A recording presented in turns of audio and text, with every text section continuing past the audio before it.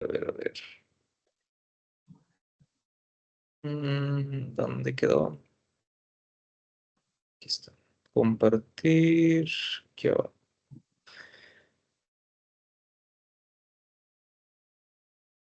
Muy bien. Pues mira, planeación estratégica es un tema que suena mucho en las empresas, pero que realmente,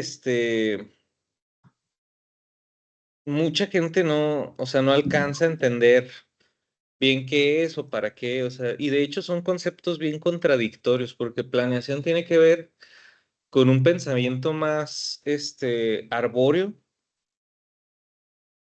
y rizomático. Arbóreo entendido como algo muy concreto, algo que tiene principio y fin. Por ejemplo, aquí vamos a ver algún esquema. Por ejemplo, arbóreo, algo como que tiene un principio y fin como un árbol, que se mantiene en un mismo marco conceptual. O sea, la planeación tiende a ser muy estructurada, tangible, tiende a ser de proyectos, y el proyecto en sí mismo, parte de la naturaleza de la definición de un proyecto es la finalización, o sea, que un proyecto tiene un fin. Y eso es muy de un pensamiento arbóreo que también, pues, entre sus características tiene bifurcaciones que van armando otras líneas de pensamiento, pero enroscadas en una raíz, ¿verdad? O sea, por ejemplo, si aquí lo pone muy interesante en este esquema con n, o sea, n más uno o n más 2 que genera dos caminos, ¿no? Pero siguen siendo una parte de n. Y eso es la planeación. O sea, la planeación es haciendo rutas y dividiendo en lo esencial las cosas que estamos trabajando. O sea, lo arbóreo es ver lo micro, lo esencial, no sé, cómo definir la base teórica, ¿no? Sobre lo que vamos a trabajar. Eso es algo muy arbóreo. Y esa es en sí misma la planeación. Y por otro lado está el rizoma. Y el rizoma es como podríamos, si lo viéramos desde el mismo marco de la naturaleza, lo arbóreo, pues es las plantas, los árboles, o sea, ese es un pensamiento conectado así, y el rizoma sería más bien como el reino de los hongos, ¿no? Que no tiene un principio y un fin, en el que todo está conectado de alguna forma. Eh, Todo es importante, o sea, todo puede ser principio y todo puede ser fin al mismo tiempo y todo está yuxtapuesto. O sea, hay cosas que están sobre las cosas, pero aún así están conectadas y nada tiene más prioridad que otro. Si te fijas incluso aquí en el rizoma, en N, o sea, por ejemplo, hay un principio claro que incluso aquí lo pone en negro, pero acá puede haber principios en todas partes de la estructura, ¿no? Entonces, el rizoma tendría más que ver con la estrategia. La estrategia es algo más intangible, algo más intuitivo incluso, y la estrategia no necesariamente parte de una dirección, por ejemplo, si hablamos de la organización, o sea, sino que la estrategia se configura en la relación de todos estos principios y fines que se van entrelazando, ¿no? Entonces, la planeación es totalmente lo contrario a la estrategia. O sea, y a nivel organizacional se volvió un concepto como muy algo de lo que todos hablan y algo que, no sé, se intuye que todas las empresas deberían de hacer, pero tal vez no mucha gente entiende, a nivel conceptual, tal vez lo vive, o sea, e incluso yo pienso que a veces esta confusión de conceptos partiendo de pues de este marco de referencia que proponen de Luz y Guattari, o sea, mucha gente piensa de manera errónea a la hora de hacer un ejercicio de este tipo. Entonces, piensa en planeación queriendo ejecutar una estrategia o viceversa.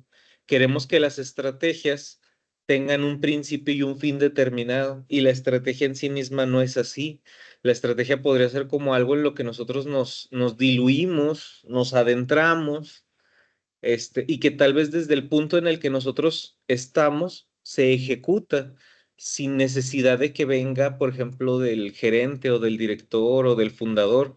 O sea, la estrategia se ejecuta en el día a día en yuxtaposición incluso con los intereses, deseos, impresiones, relaciones entre lo interno y lo externo, los clientes y los proveedores. O sea, hay una relación ahí que se mantiene. Entonces, por eso en el ejercicio del diagnóstico es muy interesante e importante el poder entrevistar a la gente que está ejecutando.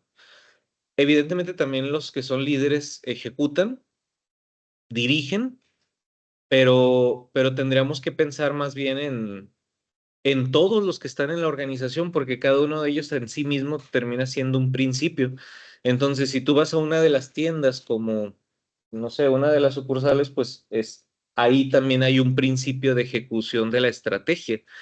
O sea, porque la estrategia se está dando mientras la empresa se realiza. Entonces, no es algo que ahora vamos a plantear la estrategia en el papel, sino que la estrategia ya se está ejecutando y es algo en lo que nosotros tendremos que ir e identificar cuáles son esos puntos que están conectando entre los diferentes actores de esta dinámica organizacional, que no necesariamente son todos internos, y que incluso no todos son personas o puestos, sino que también pudieran ser, estos actores, objetos fuera de la, mm, ¿cómo decirlo? Incluso fuera de un marco relacional material, no sé, como por ejemplo el precio, ¿no? Que termina siendo un concepto, pero también es un actor, ¿no? O la competencia en sí misma, o el mercado, o el Estado, terminan siendo conceptos, pero también son actores e influyen. O sea, entonces, en cada momento de la dinámica organizacional y en cada puesto y en cada persona que está allí, se está ejecutando la estrategia. Y la planeación no, o sea, la planeación sí tiene un punto de principio y un fin.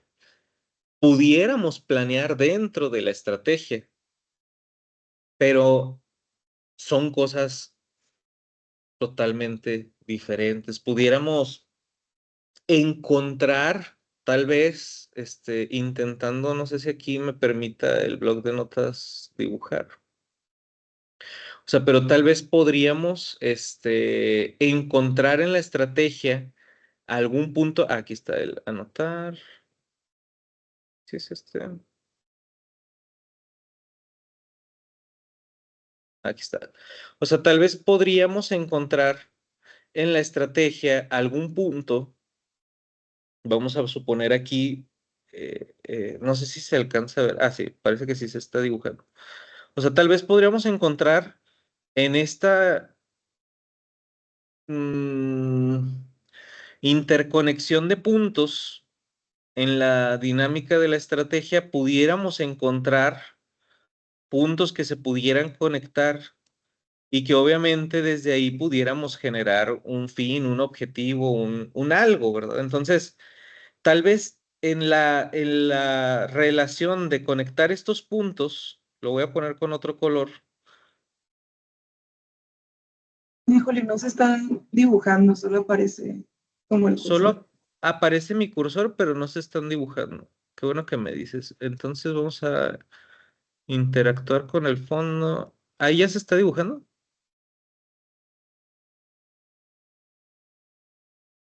No, No. No sé por qué no se está dibujando.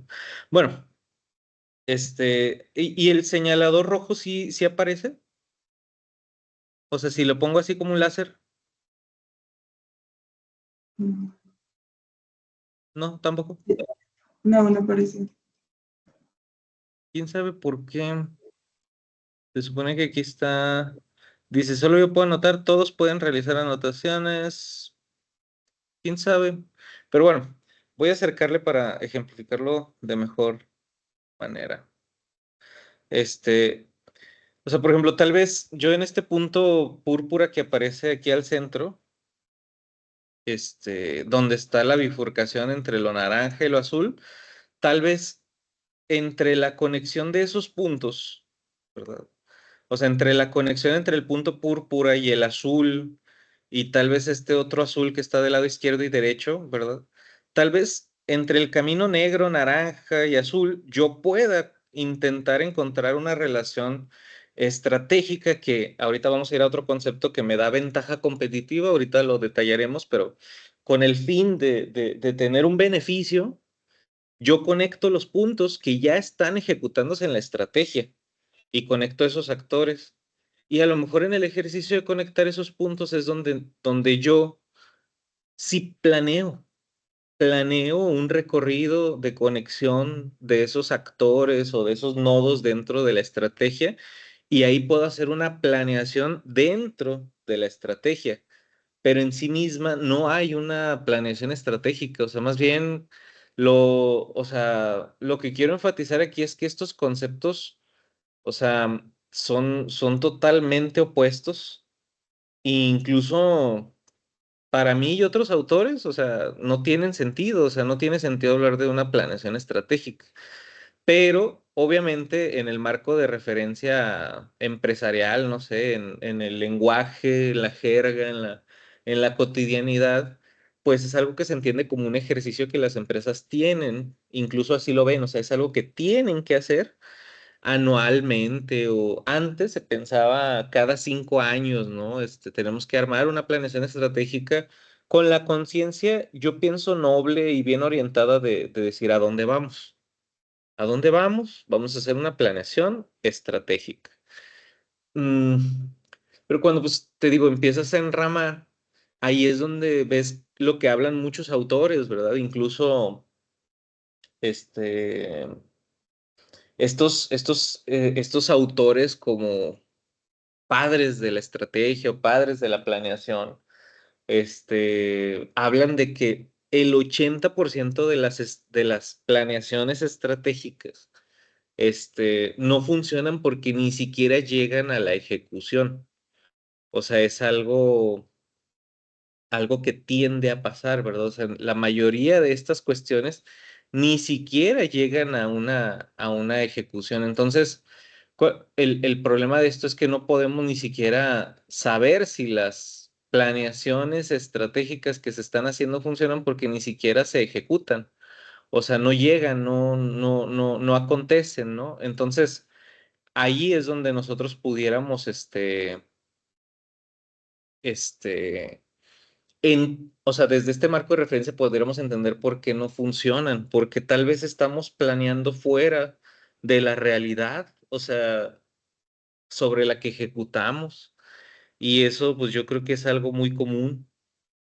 O sea, nosotros tendemos pues a idealizar, a visualizar o nos tendemos a ubicar en posiciones que realmente no son las nuestras. O sea, nuestro marco de referencia estratégico es uno.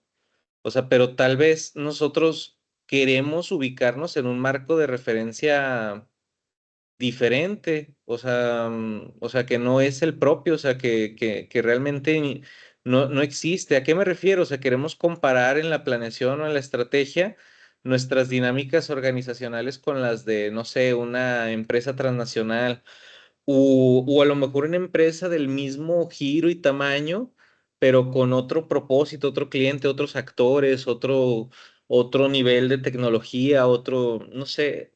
Entonces, esas comparaciones tienden a ejecutar planeaciones en el vacío fuera de nuestra estrategia, entendiendo la estrategia como este rizoma en el que nos movemos, ¿no? Este marco caótico en el que nosotros tenemos que lidiar.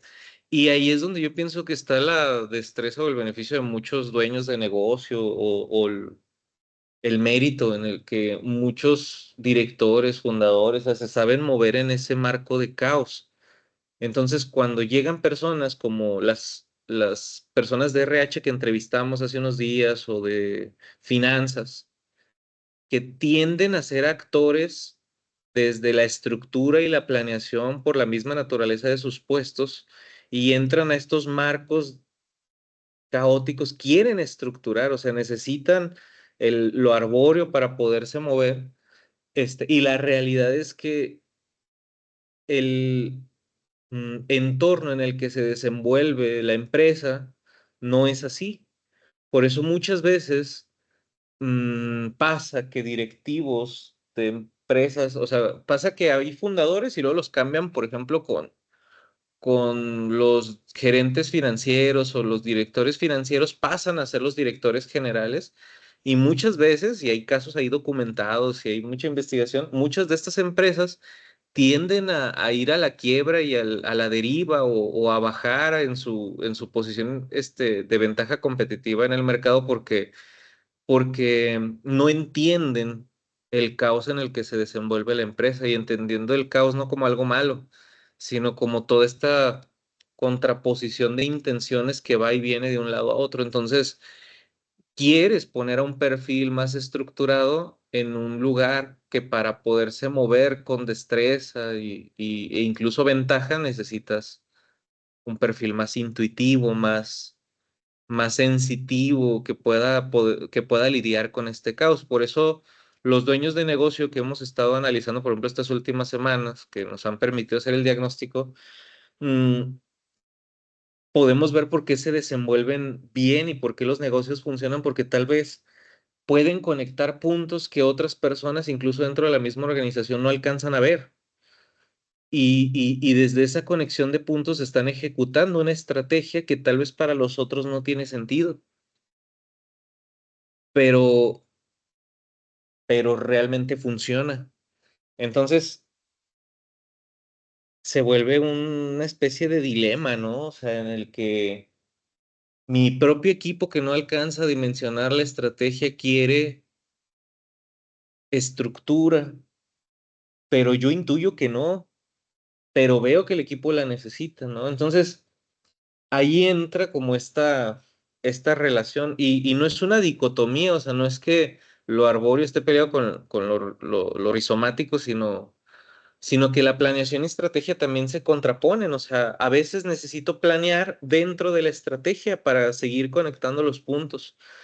Entonces, no sé si antes de avanzar a lo que sigue, hay dudas con esta diferencia clave entre planeación y estrategia. No, ¿Qué te parece? ¿Vamos bien? sí. Sí, bueno, esto para mí creo que es como de las cosas más esenciales, pero más importantes, ¿verdad? O sea, porque te digo que ahí es donde se tienden a generar muchos problemas. Vamos a intentar quitar esto,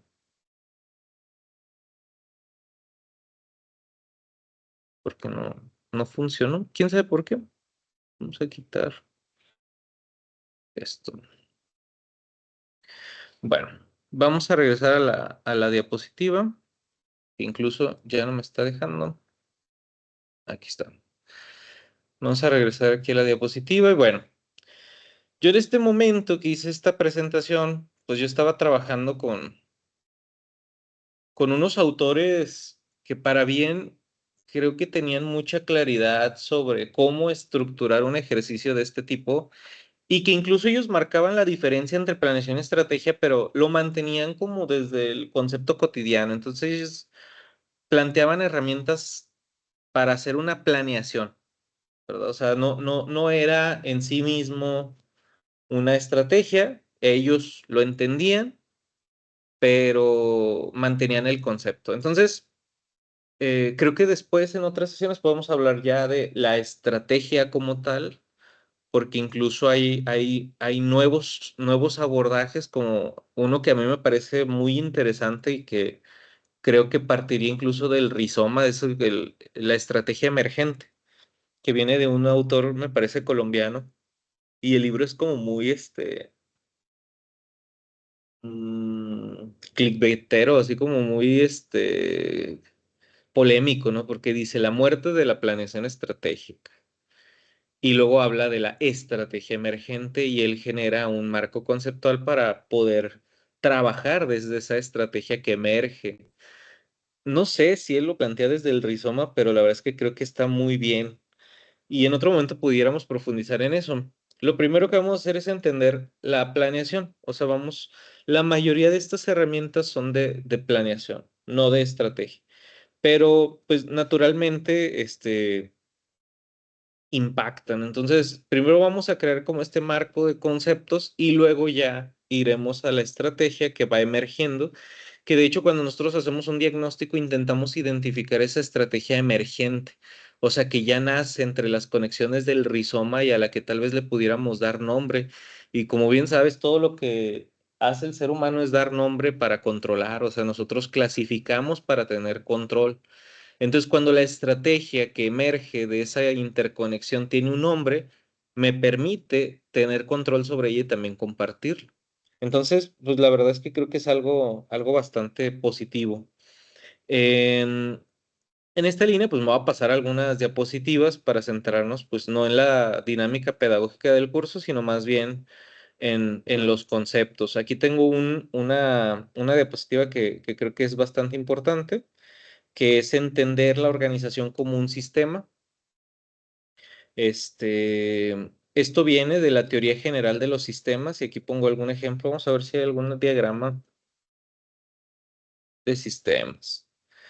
Aquí cuando hablamos de teoría general de los sistemas hablamos de algo que está en todo, ¿no? O sea, que genera un marco de relaciones para, pues todo. O sea, es como una teoría que está debajo de otras teorías y genera axiomas y conocimientos, y que aquí no me está gustando cómo está, pero bueno, vamos a ver este diagramita, discúlpame, ¿dónde quedó? Sí puedes ver todas las pantallas que voy abriendo, ¿verdad? Sí, bueno. Cuando hablamos de teoría general de los sistemas, fíjate que aquí ahora me está estorbando esto de las anotaciones. Ahí está. Cuando nosotros, hablamos de este marco de conceptos que es la teoría general de los sistemas, habla de cómo poder tener un enfoque en la segmentación. Te digo que esto es muy arbóreo, pero la verdad es que es muy, muy interesante. O sea, es fragmentar el sistema en subsistemas. La teoría general de los sistemas tiene varias determinaciones con las que nosotros pudiéramos estudiar un fenómeno, una organización, un algo. Por ejemplo, el funcionamiento de nuestro propio cuerpo. Pudiéramos nosotros verlo desde un enfoque de sistemas, este, y empezar a segmentarlo en subsistemas, y estas especie de leyes, funcionarían en esa revisión del cuerpo, pero también podrían funcionar, por ejemplo, en la dinámica de tránsito de una ciudad o en cómo se compone el mecanismo interno de una pantalla, o un monitor. Entonces, esto es muy interesante porque parte de que, por ejemplo, todo sistema se divide en subsistemas.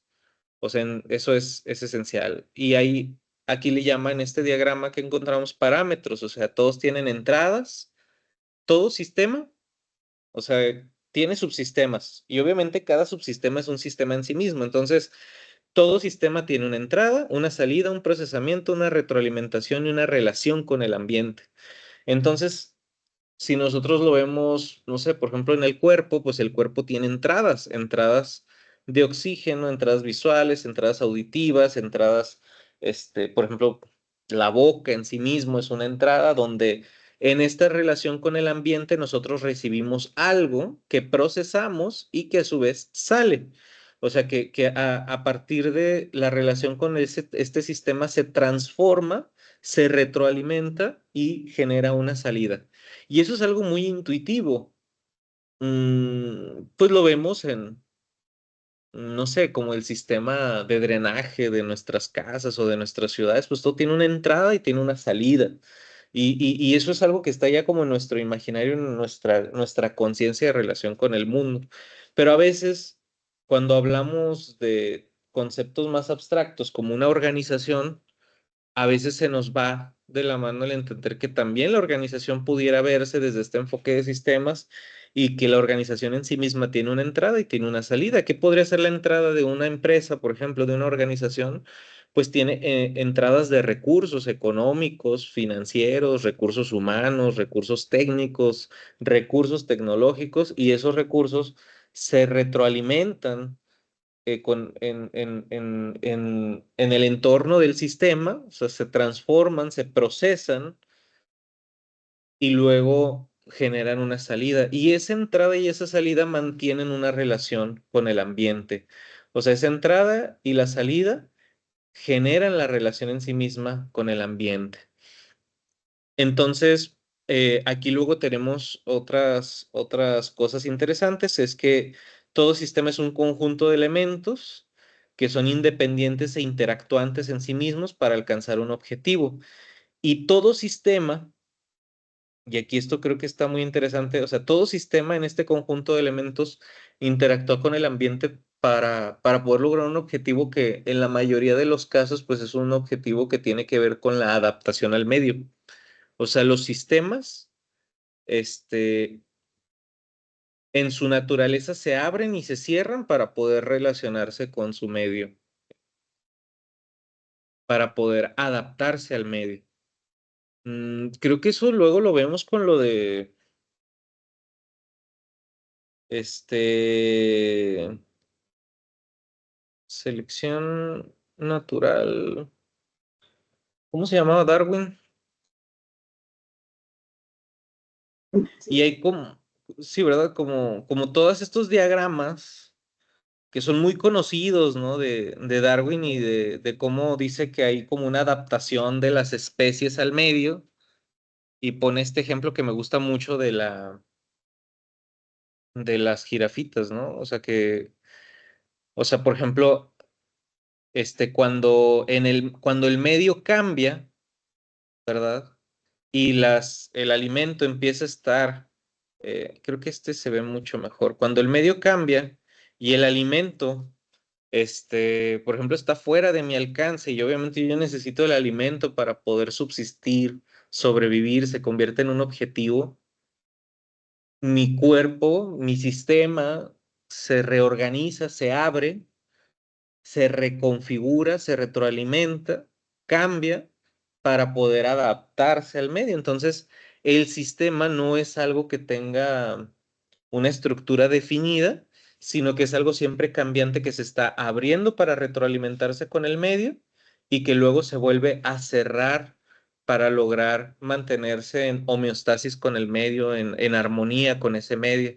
Entonces, pues la jirafa, a través del proceso que pues aquí Darwin propone como selección natural, en el que incluso pues hay jirafas que no se logran adaptar y van muriendo, y a través de las nuevas generaciones van apareciendo nuevos recursos dentro del sistema, y hablemos en el caso de las jirafas recursos como como la altura del cuello, como un recurso que va cambiando y va apareciendo, va generando nuevos órganos que nos permiten como subsistemas adaptarnos a este medio cambiante.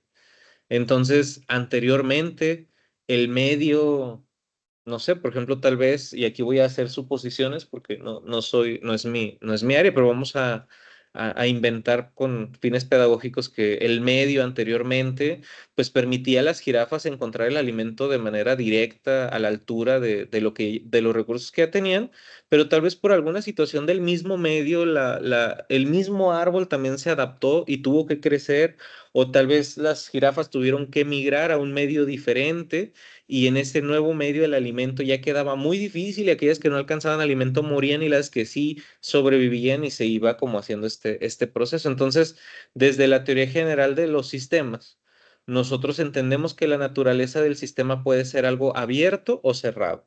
Pero luego aquí hay hay en este ejercicio de naturaleza abierto y cerrado, características en sí mismas, que aquí pues yo me voy a centrar en dos, que es la homeostasis y la entropía, que podemos entender la entropía como un caos y la homeostasis como una armonía. Entonces, cuando el sistema o para que el sistema se abra, tiene que haber entropía y caos. y a esto se le llama retroalimentación negativa. La retroalimentación negativa, perdón, la retroalimentación positiva lo que hace es que el sistema se abra, pero no se abre por voluntad. O sea, tiene que haber un proceso de entropía y caos para que el sistema se abra, como en el caso de las jirafas. La muerte en sí misma es un proceso de caos. Hay una entropía, una necesidad no satisfecha que obliga al sistema interno a abrirse. Una vez abierto, entra el proceso de retroalimentación positiva, en el que el sistema va incorporando nuevos órganos o subsistemas, y luego, una vez que logra su adaptación con este nuevo ambiente o con estos nuevos parámetros del ambiente, vuelve a cerrarse a través de un proceso de homeostasis o de armonía, que en este caso se le entiende como retroalimentación negativa, donde el sistema se cierra otra vez. O sea, y las jirafas, tal vez hasta nuestros días, siguen manteniendo el cuello largo y no ha habido necesidad de que vuelvan a abrirse, tal vez en el periodo de tiempo en el que nosotros estamos analizando esta evolución, tal vez en años o décadas o siglos, pues otra vez se vuelvan a abrir en el caos y vuelva a aparecer otro órgano que les permita adaptarse a un nuevo ambiente y luego se vuelva a cerrar, tal vez incluso miles de años. Pero lo que voy a decir es que la homeostasis es que es ese fenómeno en el que el sistema abierto vuelve a cerrarse una vez adaptado y configurado al medio. Entonces, pues bueno, aquí tenemos varios conceptos que nos ayudan a entender como sistema, la organización como sistemas. Una organización está compuesta de subsistemas que tal vez podríamos decir que son departamentos, pero no necesariamente es esa simplificación. O sea, los sistemas podrían ser relaciones, procesos dentro de la empresa en sí misma. Entonces, vamos a entender que toda organización tiene subsistemas y nosotros tenemos que aprender a configurar, al menos pedagógicamente, esos subsistemas, porque de hecho, eso es analizar. Analizar es descomponer en sus partes, y cuando nosotros hacemos un ejercicio consultivo tenemos que poder separar en sus partes, en este caso el objeto de estudio. Un ejercicio consultivo es un ejercicio de análisis complejo. Entonces, el enfoque a sistemas nos permite ver cada sistema y cómo todo sistema tiene una entrada, una salida, una retroalimentación, un proceso de adaptación al medio que puede estar en homeostasis o que puede estar en caos y entropía. Ahora, yo te pregunto para fines, no me contestes, pero para tus anotaciones, si tú pudieras la empresa que estuvimos analizando estas semanas dividirla en subsistemas, no en departamentos como ellos los tienen organizados, sino en subsistemas. ¿Qué subsistemas encuentras? Y esos subsistemas, ¿qué entradas y salidas están teniendo? Y bueno, dentro de la dinámica interna de ese subsistema, ¿cómo está haciendo la retroalimentación interna? Y también, no sé si tú pudieras ahorita identificar a simple vista, con todas las entrevistas que tuvimos, cuáles de estos sistemas están en entropía y cuáles están en homeostasis, y entender homeostasis como una relación adaptativa al medio y entropía como una necesidad de abrirse. Entonces, lo que pudiéramos entender como síntomas negativas, fricciones, problemas o acontecimientos negativos que generan ahí algún rechazo en esa operación de ese sistema en el que puede haber uno, dos, tres actores, tal vez no son faltas. O sea, tal vez, bueno, o sea, sí son faltas, pero me refiero a que tal vez no son errores, tal vez no son incompetencias, tal vez no son algo malo, sino son literal un proceso de entropía que está obligando a ese sistema a abrirse, y el sistema no se quiere abrir. O sea, el sistema siempre va a querer permanecer en homeostasis, va a querer así. Entonces, la entropía es lo único que va a obligar al sistema a abrirse, a romperse para poder incorporar algo nuevo. A veces pasa en las organizaciones que el sistema se rompe tanto que ya no se logra reconfigurar y readaptar al sistema global. Entonces, estas preguntas te las hago para que pudiéramos empezar a, a ubicar estos conceptos en el ejercicio consultivo, ¿no? Nosotros descomponemos y en esa descomposición vamos identificando entradas, salidas, dinámica, retroalimentación, ¿verdad? ¿Y en qué proceso está? Que aquí pues hay una dicotomía muy clara, ¿está en homeostasis o está en entropía? Entonces, el sistema que vimos, tal vez que pudiéramos hablar de recursos humanos, ¿tiene entradas claras? ¿Tiene salidas claras? ¿Cómo se está retroalimentando en sí mismo y con su medio? ¿Está en entropía o está en homeostasis? También, ¿cuáles son las partes que están configurando este sistema o los órganos que están dándole funcionamiento? ¿Y qué órgano le está faltando para adaptarse de manera funcional a su ambiente? Y ahí entonces ya no hablamos del gerente de RH o del auxiliar, ya hablamos de un sistema que está en movimiento y que busca esta homeostasis y que requiere la entropía para crecer. Yo luego pongo este ejemplo de la familia, ¿verdad?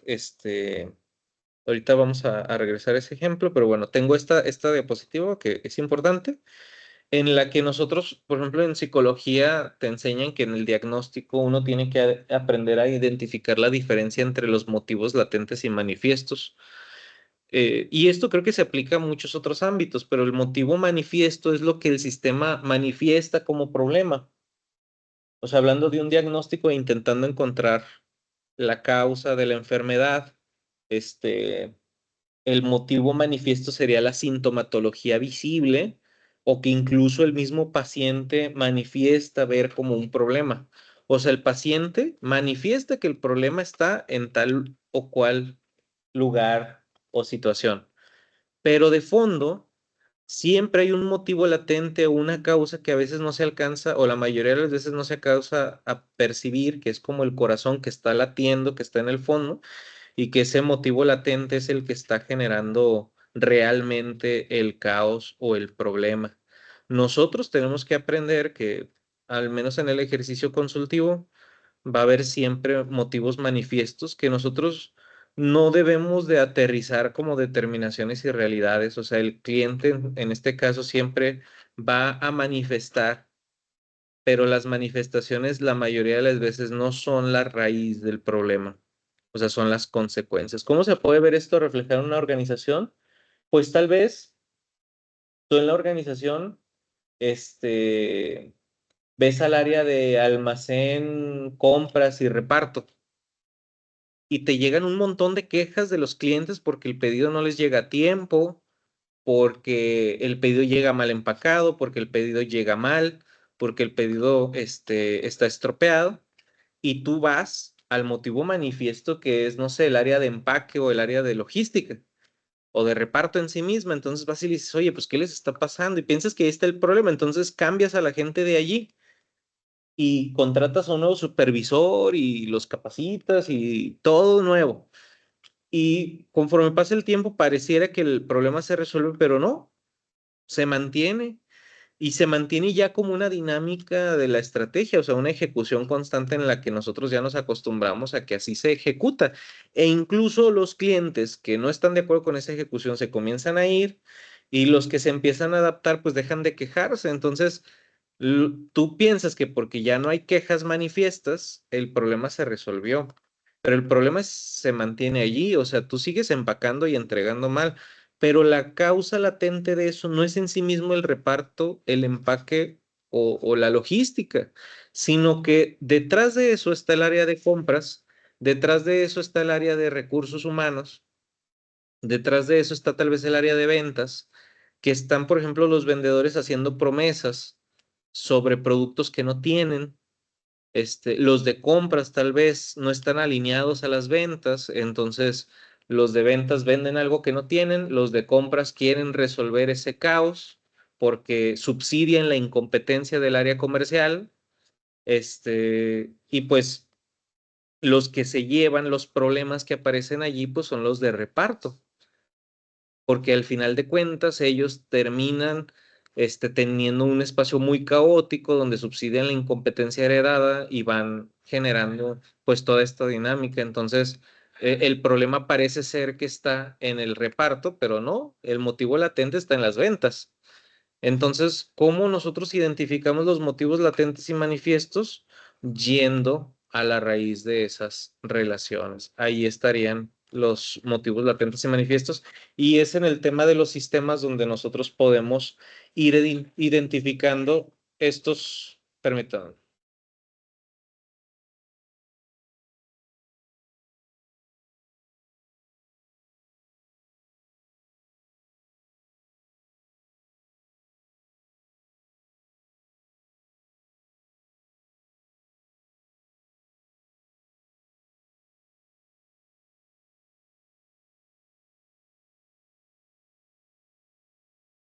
Disculpa.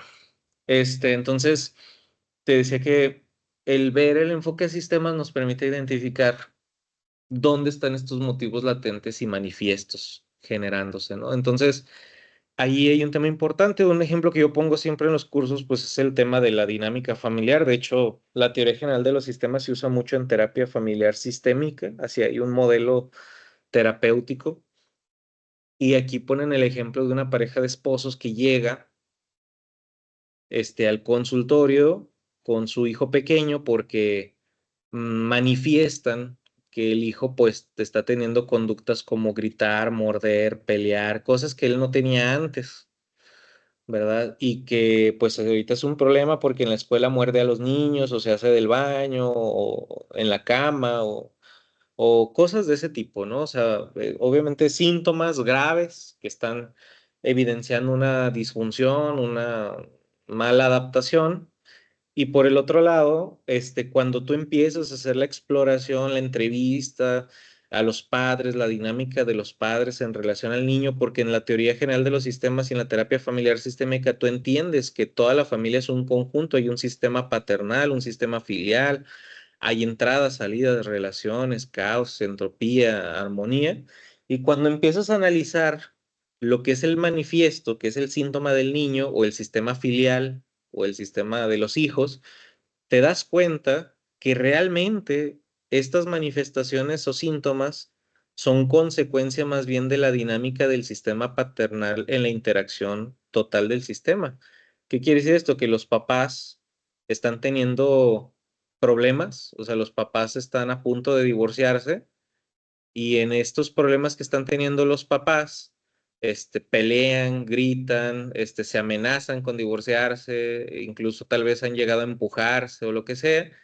Y el niño, a partir de que empezó a tener estos síntomas extremos como hacerse del baño, morder, tener problemas, desmayarse, lo que sea, los papás dejaron de poner atención al conflicto de la dinámica matrimonial y empezaron a enfocarse en el niño. Entonces, casualmente, cuando el síntoma se acrecenta, el caos del sistema disminuye. Entonces, lo que parece el síntoma, que es el niño haciéndose del baño, termina siendo lo que está manteniendo el sistema unificado. Porque cuando el síntoma desaparezca de esa relación, el sistema tal vez se pueda destruir, o sea, tal vez deje de haber una adaptación, tal vez esta pareja se divorcie y pues se destruya toda esa relación. Entonces, en este caso, el síntoma termina siendo, o lo que le llaman en teoría familiar sistémica, el paciente identificado termina siendo el ¿cómo llamarle? El mantenimiento del sistema. O sea, termina siendo la base del sistema, o sea, termina siendo la estructura que mantiene unificado a ese sistema y funcional. Entonces, pues aquí esos conceptos nos ayudan a ver que tal vez lo que el director o el gerente de RH o la gente que nos contrata ve como un problema o un síntoma que pudiera ser el sistema financiero, por ejemplo, o el sistema comercial o el que sea, tal vez realmente no está siendo el problema, sino está siendo lo único que está manteniendo el sistema funcional porque está subsidiando los problemas y las incompetencias o las faltas de otras áreas. Entonces, si bien ahí se está manifestando un problema, termina siendo ese sistema de identificado o problemático, termina siendo la mayoría de las veces el sistema más fuerte y con más recursos para afrontar el proceso de adaptación, porque es el único que está logrando sacar las salidas adaptativas, pese al caos que le está implicando la relación con los otros subsistemas. Entonces, eso pues nos tiene que ayudar a afinar nuestro ojo y no quedarnos con las impresiones y las manifestaciones que planteen los actores dentro de este sistema, porque muchas veces nuestra visión está limitada por los manifiestos, los síntomas, las consecuencias finales y últimas. Y obviamente eso nos desespera, nos confronta, o sea, nos pone en caos. Y desde el caos, pues es complicado pues tomar las mejores decisiones, ¿no? La mayoría de las veces. Ahí es donde te digo que a lo mejor el mérito de estos directores, de esta gente, es poder desenvolverse en el caos de manera adaptativa, ¿no? O sea, creo que ahí es donde encontramos a estas personas que hasta incluso pueden ser detonadores de caos y de cambio y moverse con soltura en ese cambio y lograr sus objetivos. O sea, creo que ahí es donde está el verdadero proceso de adaptación. Entonces, hasta aquí podríamos ir sacando algunas conclusiones. Bueno, esto de planeación estratégica ya lo vimos, pero antes de avanzar como a otros puntos, ¿cómo vamos hasta aquí en relación al sistema? Vamos bien, creo que sí estoy claro lo de los motivos latentes y, ¿cómo se llama el otro? Hay manifiestos. Y manifiestos. Va que va. Muy bien, Amelie. Entonces, ahorita estamos como desplegando conceptos, ¿no? Ya los iremos conectando, pero ahorita los vamos desplegando. Recuerda que la intención de este ejercicio es tener un lenguaje en común. Entonces, intentar que todo lo que estamos viendo, tú bájalo, por ejemplo, a este último diagnóstico que estamos ejecutando y trata de ver lo que hay de fondo de lo que manifiestan las personas que entrevistaste. O sea, qué hay de fondo en la dinámica de relaciones organizacionales. Y ahí empieza a identificar los motivos latentes y dónde están las fricciones de la dinámica de ese sistema o subsistema que estamos analizando. Bueno, mucho en planeación estratégica lo relacionan con este concepto de prospectiva. Incluso hay maestrías, especialidades en futuros, les llaman, o en prospectiva, teoría del futuro. Y la prospectiva, pues tiene que ver con se escucha bien raro lo que voy a decir, como esta capacidad de ver el futuro, ¿no? De anticiparse al futuro o, bueno, desde el concepto práctico de construir el futuro. Entonces, no se trata de adivinar qué es lo que puede pasar, ni tampoco de prever con datos lo que podría pasar, sino ejecutar los cambios necesarios en el presente para que el futuro se dé como nosotros lo queremos, ¿no?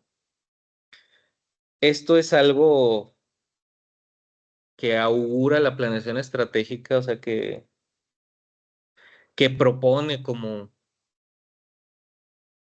¿cómo se le puede decir? Como una propaganda, ¿no? O sea, que cuando nosotros planeamos, hacemos planeación estratégica, nosotros tenemos cierto control sobre lo que va a pasar a futuro.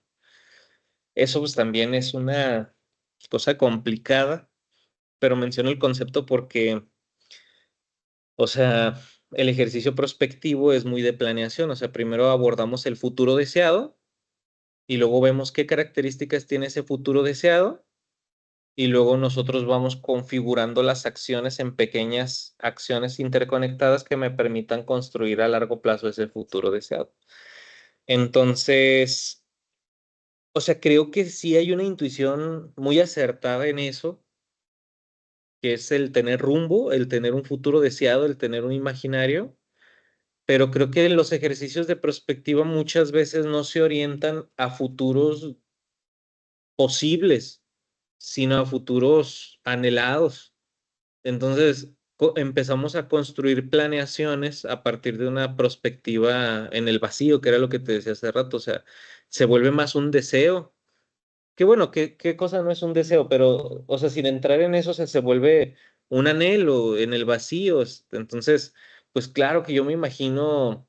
mi empresa comercializadora no sé, de productos cosméticos, pues me imagino en todo el país.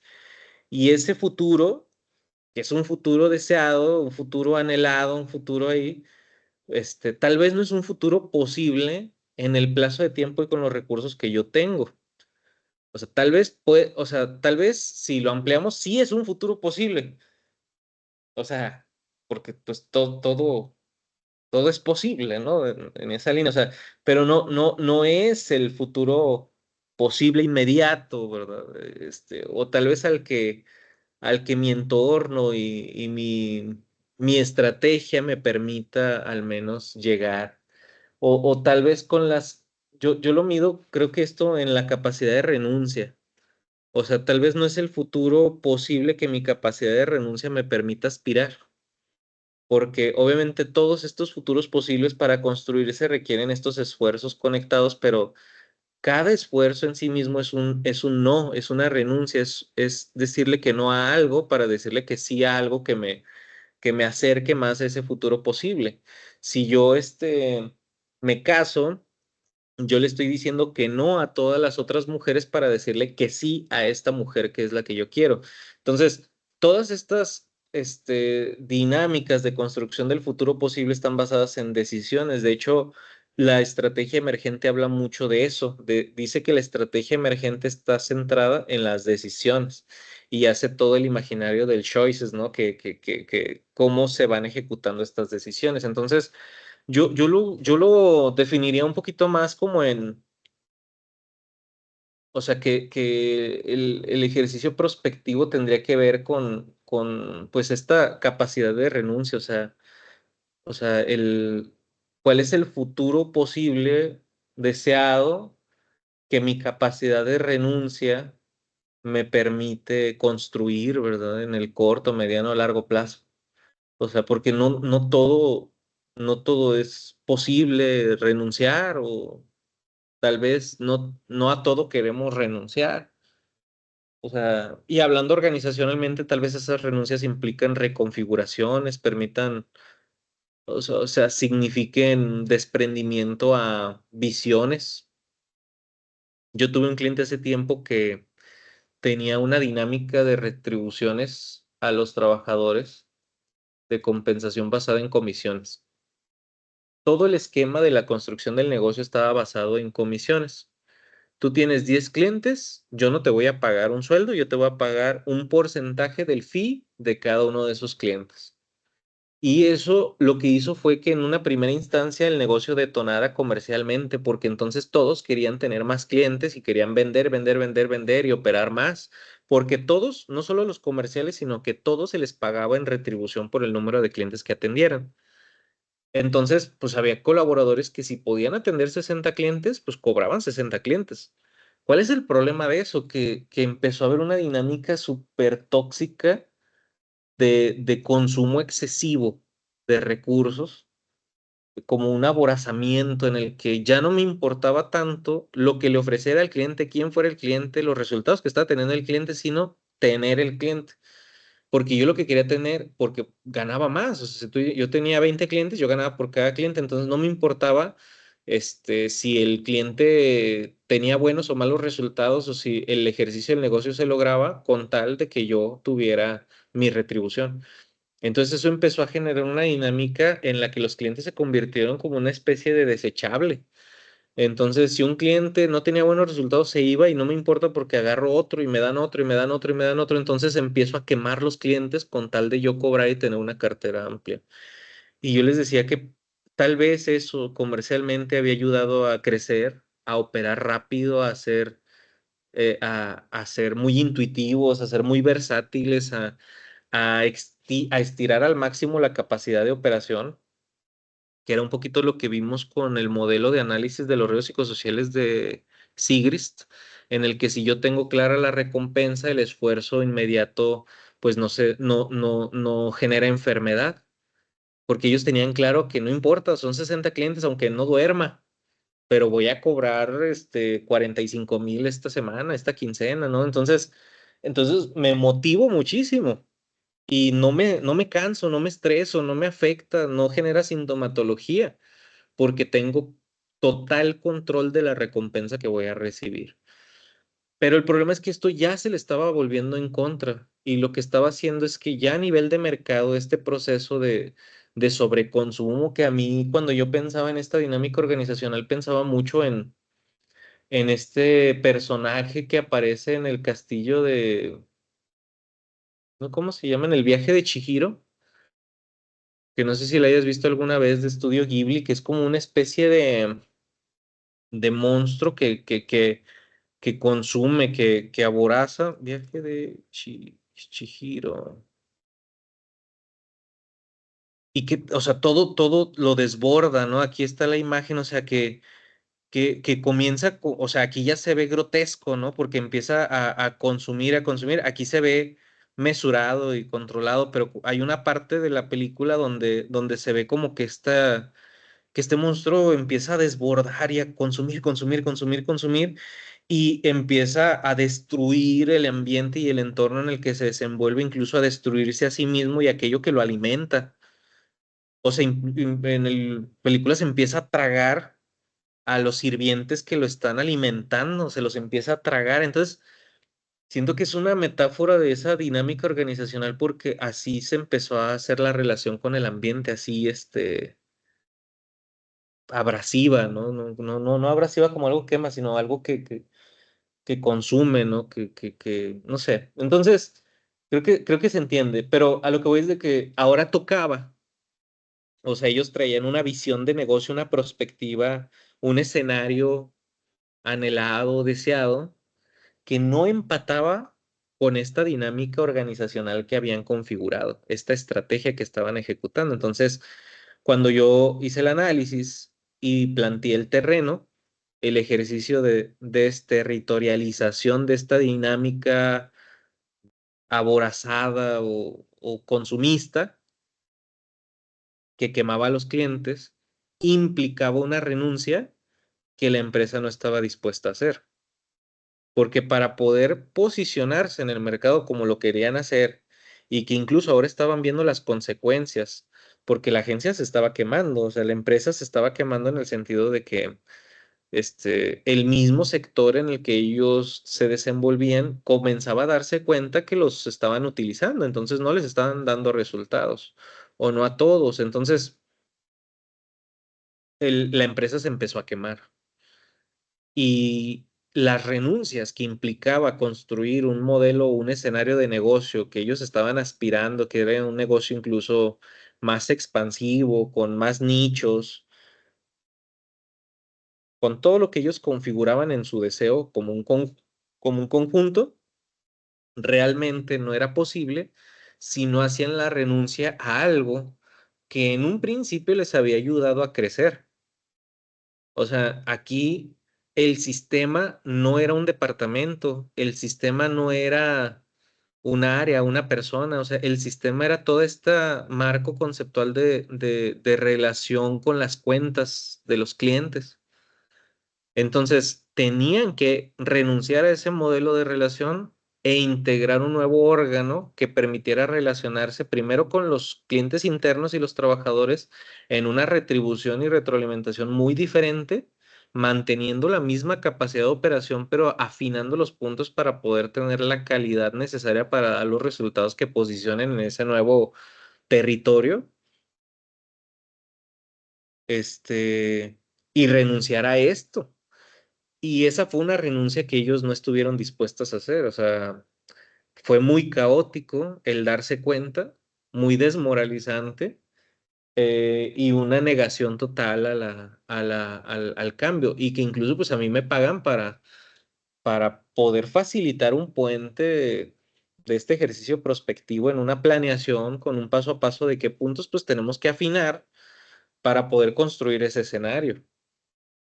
Entonces, pues el cliente te va a plantear un escenario, pero a veces para lograr el escenario que el mismo cliente manifiesta, mm, el mismo cliente no está dispuesto a hacer las renuncias. Entonces, a veces nuestro trabajo se vuelve una especie de concientización sobre dónde te puedes mover dentro de los recursos y las renuncias que estás dispuesto a hacer. Y dentro de ese marco que tú mismo pues te aprisionas a veces, como en este caso, cómo poder adaptarte. Que la realidad es que podrían adaptarse, pero tal vez no iba a ser el escenario deseado. Entonces, hasta el renunciar al escenario o el renunciar al esquema de retribuciones o lo que sea, termina siendo un ejercicio de desprendimiento. Entonces, ¿qué clase de desprendimiento es el que vas a hacer para tener aquello que quieres? Eso yo pienso que se aplica a la vida, o sea, toda estrategia implica una renuncia. O sea, y esa frase es una frase que a mí me acompaña, Ricardo me echa mucha carrilla porque, o sea, yo la traje de la terapia y luego entró a la organizacional y me ha ayudado mucho a simplificar como esta dinámica de crecimiento en las organizaciones. Muchas veces el crecimiento está conectado a esa capacidad de renuncia. ¿A qué cosas estás dispuesto a renunciar por aquello que deseas? Y eso es muy complicado. O sea, la gente no quiere muchas veces hacer renuncias, pero quiere tener los beneficios de sus escenarios deseados, o sea, el conjunto, y eso la mayoría de las veces, o sea, está contrapuesto, ¿no? O sea, creo que está contrapuesto. Entonces, toda estrategia implica una renuncia. Y como la estrategia es algo que vimos desde lo rizomático acá, la estrategia es algo que ya está sucediendo y ya se está realizando y que la misma estrategia ya está generando nuevos deseos y nuevos espacios. Eso significa que yo ya estoy renunciando sin darme cuenta.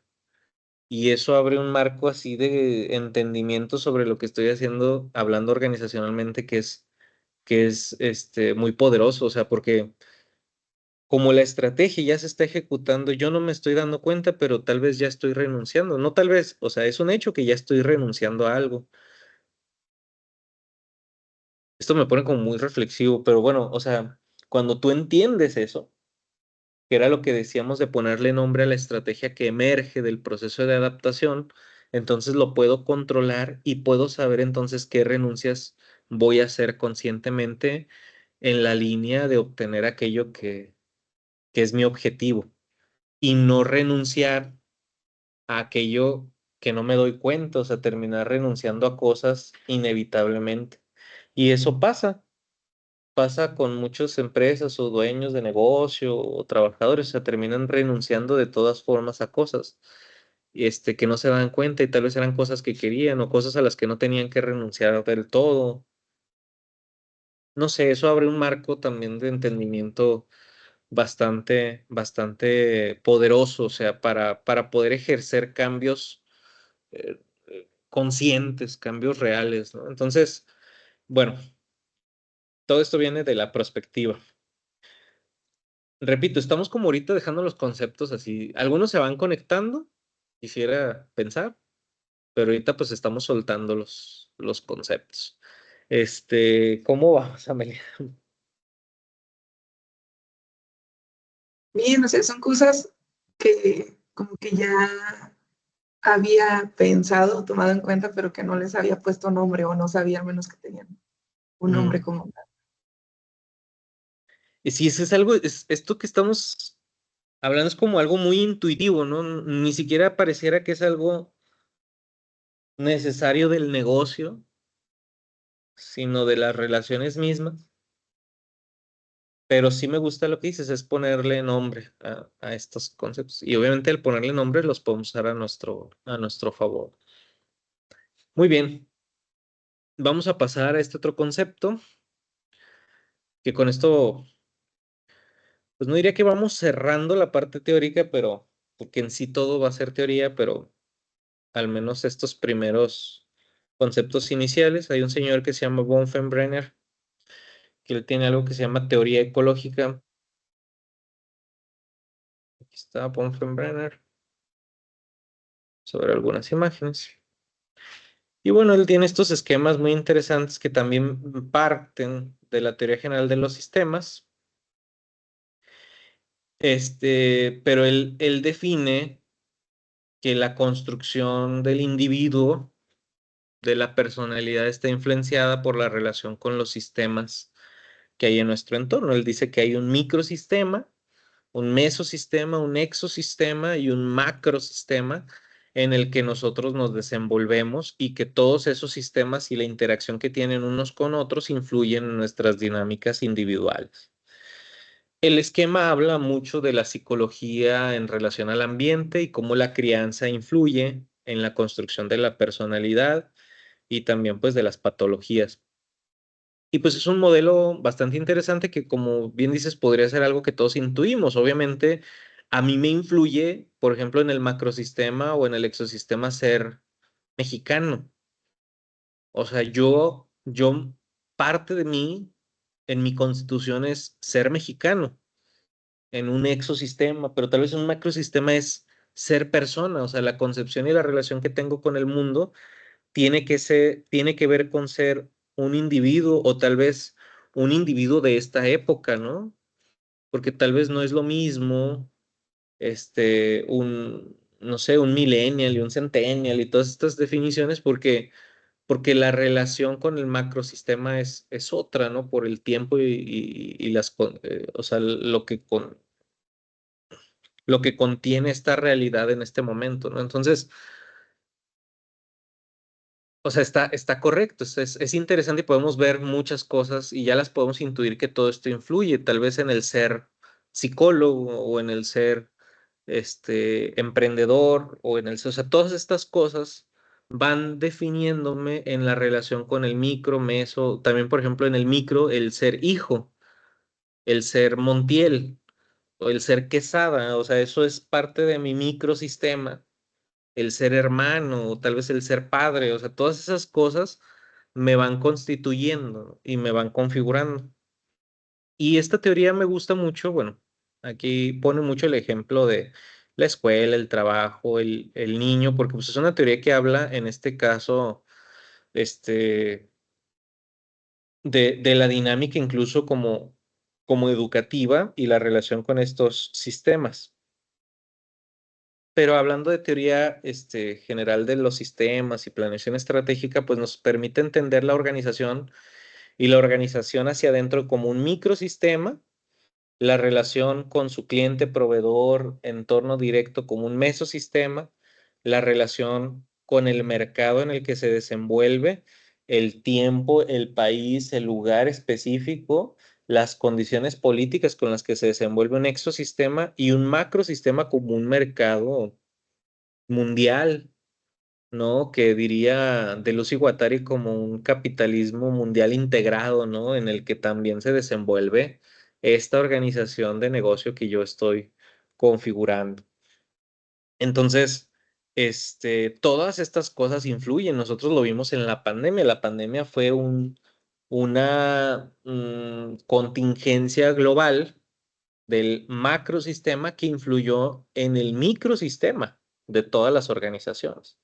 O sea, reconfigurando nuestras maneras de relacionarnos, las estrategias, o sea, las planeaciones, las dinámicas grupales, o sea, todo influyó del macrosistema y a lo mejor por ser una contingencia de salud y por lo gravoso que era, pues tal vez podemos tenerlo como un punto de partida, un hito, pero realmente siempre el sistema nos está configurando, por ejemplo, con los aranceles, ese macrosistema, esas relaciones políticas entre los países o el mismo avance tecnológico, por ejemplo, la incorporación de la inteligencia artificial, el, la capacidad de procesamiento de datos, de los chips nuevos que tenemos, o sea, todas estas cosas no nos damos cuenta, pero o a lo mejor no ponemos toda la atención, pero está influyéndonos, nos está influenciando y nos está configurando.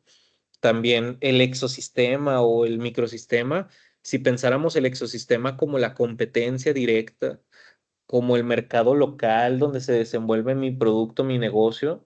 O sea, hay una dinámica exosistémica de seguridad política, ambiental, de comercio e incluso social y cultural que está influyendo en mi negocio. O sea, por qué no sé, o sea, dependiendo de la ubicación, tú fuiste con este último cliente a varias de sus sucursales y puedes ver el territorio diferente en el que se desenvuelve el mismo negocio en la misma ciudad, pero terminan siendo realidades sociales muy distintas, clientes muy distintos. Entonces, todo está en relación. Nosotros, pues lo que hacemos pedagógicamente es separarlo para poderlo analizar, pero todo eso está aconteciendo en conjunto, o sea, todo eso funciona en relación que nosotros pues no, realmente no podemos separar, o sea, es la realidad misma. Entonces, nosotros para fines de planeación y análisis, planeación, nos apoyamos de estas matrices, modelos o métodos de pensamiento que de hecho ya están hasta institucionalizados para poder hacer un análisis situacional que nos permita, en la medida de lo posible con los recursos que tenemos, tener este pulso de cómo el sistema nos está influyendo, cómo está cambiando el medio, para como la jirafa que vimos hace un momento de Darwin, por acá, podamos nosotros ir desprendiéndonos e incorporando aquello que nos permita adaptarnos de mejor manera, en este caso, a nuestro entorno. Entonces ahí tenemos varias herramientas, por ejemplo, cuando hablamos, aquí hay un error. Este es macrosistema. Ah, no se cambió, ahí está. Entonces, por ejemplo, si habláramos desde el macrosistema, pues hay una herramienta que se volvió muy popular, que se llama el análisis PEST o PESTEL, que ya lo han ido ampliando, yo creo que van a ir agregándole palabras, y que pues ya se convierte en una herramienta ya, mira, si te fijas, hay muchas páginas que nos ayudan a identificar, pero básicamente es hacer un análisis de la realidad política, económica, social, tecnológica, ecológica, ambiental o legal. Estos dos los acaban como de agregar, y digo acaban hace años, ¿no? O sea, pero para poder hacer un análisis e incluso pues se plantean, no sé si aquí no, este tutorial no lo planteo, pero hay páginas que nos plantean, pues, si te fijas, hay videos, hay cientos de cosas donde pudiéramos encontrar para hacer, incluso se usa a veces hasta en investigación, desarrollo de producto, cosas de ese tipo. ¿Por qué? Porque el análisis PESTEL nos permite ir segmentando estas realidades del macrosistema que pudieran convertirse, ojo aquí, en oportunidad o en amenaza. Todo lo que sea un factor externo a la organización, lo vamos a concebir desde este marco de la planeación estratégica como una oportunidad o como una amenaza, porque todo lo que está externo a la realidad del negocio está fuera de su control. O sea, nosotros no podemos controlar, por ejemplo, lo que hace Trump o la política que lleva China, o lo que la OTAN defina, o lo que Rusia defina, o lo que Sheinbaum defina, o sea, no podemos controlarlo. Incluso creo que hasta es una impotencia reflexiva el pensar que con el voto nosotros podríamos influenciar el rumbo que está llevando un país. Pienso que esos son hitos, son personajes extraordinarios en la historia, aquellos que pueden generar cambios en el macrosistema desde la voluntad y sus propias renuncias. En lo cotidiano es más complicado, o sea, es algo difícil, ¿no? Entonces, bueno, volviendo al Pestel, pues es una herramienta que tiene, bueno, si bien no es un diagramita en sí mismo, sino que es como una metodología de análisis, ¿no? Un modelo de análisis. Por aquí seguramente si vamos profundizando, pues encontremos el cómo hacerlo y vamos a encontrar que más o menos son como una especie de tablas, ¿no? Aquí no está. Vamos a ver si aquí cómo hacerlo. Preguntas, ¿verdad? Donde vamos poniendo marcos de referencia. Bueno, aquí no. Parte uno dice identificar los factores, recopilar datos, hacer una tabla resumen y evaluar el nivel de influencia de cada factor del 1 al 3, pero puede ser del 1 al 10 o lo que sea, o simplemente como oportunidad o amenaza. Y aquí habla de algo interesante que hoy día pues creo que vale la pena revisar, que es, por ejemplo, la probabilidad de que estos factores cambien. Eso creo que es bastante interesante, determinar la estimación del cambio probable para cada factor, llevar los cálculos a una matriz, colocando los factores en orden descendente y en un momento oportuno sacar conclusiones. Las conclusiones aparecen desde que exploras, o sea, desde la exploración inicial aparecen conclusiones. Entonces, me parece muy interesante porque hoy día, a diferencia de lo que estas metodologías planteaban, pues en otro escenario más ochentero tal vez, la capacidad de acceso a los recursos y la capacidad de acceso a la información sobre estas dinámicas del macrosistema, pues han evolucionado exponencialmente. O sea, nosotros hoy día podríamos tener un marco de referencia segmentado, filtrado, este, pensado en nuestro negocio, con una investigación muy profunda a través de inteligencia artificial. Podríamos tener un pulso rápido del macrosistema con solo hacer unos prompts. Esto en sí mismo pues cambia la manera de relacionarnos porque pudiéramos estar muy presentes de la realidad cambiante así. Lo que anteriormente era esperar al día siguiente el periódico para saber si había subido o bajado el precio del azúcar porque yo soy un productor de caña o yo soy un proveedor relacionado a ese ambiente, pues antes me costaba pagar una revista especializada o estar al pendiente de ciertos foros, de ciertos líderes de opinión, de ciertos espacios como estas grandes expos. Ahora no. Ahora yo puedo tener un Power BI que me está dando el precio del azúcar en el momento preciso, en tiempo real, sobre cómo está subiendo y bajando, e incluso podría con inteligencia artificial entender y recibir correos y notificaciones sobre los principales actores, conceptos, empresas, políticas que están influenciando la construcción de esa subida y bajada de ese precio del azúcar. Entonces, esto cambia totalmente la capacidad de hacer un análisis del macrosistema. Yo lo estoy planteando desde el PEST como esta herramienta metodológica, pero no limitativa. O sea, nosotros cuando entendamos a la empresa tenemos que entenderla en su macrosistema. Nos puede ayudar el abordaje del PEST, pero no va a aplicar para todos los modelos de negocio, que creo que eso ha sido una de las cosas con las que tenemos que lidiar. Es como antes, pues no sé, no había cómo trabajar el metal. Entonces, pues no había armas de metal, había estacas, había madera, había piedras, ¿no? Pero no había, no había espadas, escudos, no había pistolas o misiles. Entonces, conforme vamos evolucionando y incorporando la tecnología, pues a lo mejor podríamos ver el PEST como, pues ponerle a un palo una piedra filosa. Y pues a lo mejor no era lo más práctico para todos los escenarios, pero pues nos permitía irnos configurando en otra temporalidad incluso más lenta.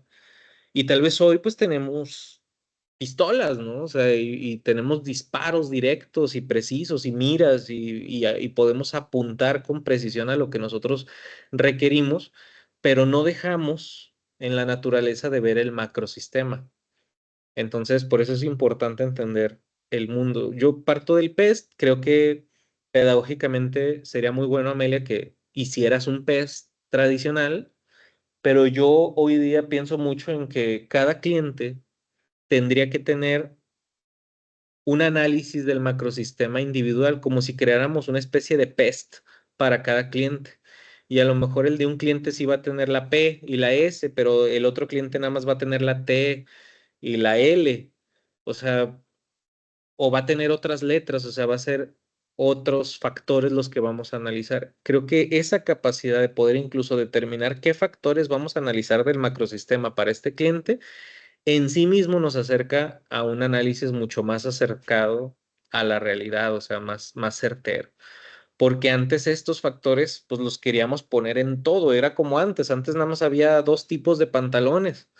Entonces, o usas el tipo uno o el tipo 2 y hoy hay 100 tipos de pantalones de todos los colores, tamaños, estilos, deslavados, no deslavados, rotos, no rotos, con cadenas, sin cadenas, con... con bordados o no bordados, para cientos. Y podemos elegir el pantalón que más se adecue a nuestra intención. Y antes no, antes había o uno u otro, y tal vez ahora pudiéramos reconfigurar y repensar estas metodologías. Sin embargo, propongo que partas de ellas, o sea, uses el PEST, lo entiendas y luego no te limites a él, ¿verdad? Luego tenemos el exosistema, y en este exosistema podríamos entender, a manera de simplificación, las fuerzas de Porter. O sea, podríamos hablar de Porter. Bueno, esta es otra, así como el PEST, pues es otro abordaje.